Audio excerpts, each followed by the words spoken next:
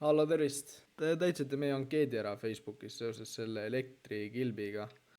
Ma tõenäoliselt tahtsin uurida, et kas teete ära mäele kilpi ja mis selle kilpi tegemine umbes maksab ja Kas te planeerite siis seda projekti alles, et selles mõttes mul on maja valmis ja kilp on olemas ka, mul on vaja lihtsalt see kilp nagu uueks teha ja selles mõttes, et juhtmed on kõik juba kilbis sees ja mingid suva automaadid on ka, et nagu kilp tuleb asendada ja panna rikkevoolukaitsmed ja niimoodi.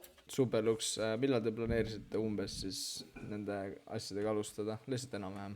Kevadel. Kus objekt asub?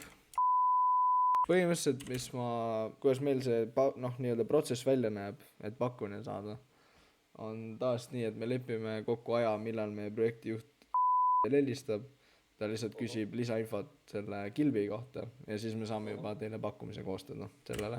Millal ta võiks teile helistada? Näiteks täna mul oleks pakkuda esimene aeg täna kell 12, aga kuidas teil endal graafikud on? Võib hästi küll. Saate asja omavahel juba arutada. Elektrik või... Ta on meil projektijuht. Aga vaatan. Okei, superluks. Näeme, kõik head. Nägemist. Nägemist.